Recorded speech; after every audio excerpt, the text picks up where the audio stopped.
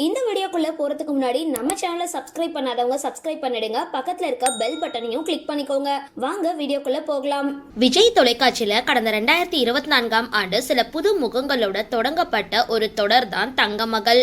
ஹரிஷ் ஆதித்யா இயக்கத்துல யுவன் மயில்சாமி, அஸ்வினி முக்கிய நடிகர்களா நடிக்க தொடங்கப்பட்ட இந்த தொடர் 202 எபிசோடுகளை கடந்து வெற்றிகரமா ஓடிக்கிட்டு இருக்கு.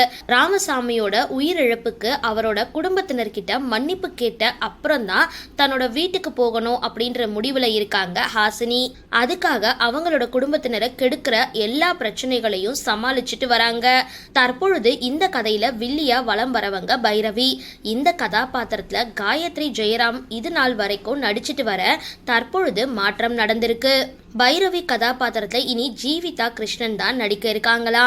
இதோ அவங்களோட இன்ஸ்டாகிராம் பதிவுல அவங்களே வெளியிட்டிருக்காங்க. சரி, இந்த வீடியோ பத்தின உங்களோட கருத்துக்களை கீழே கமெண்ட் பாக்ஸ்ல போஸ்ட் பண்ணுங்க.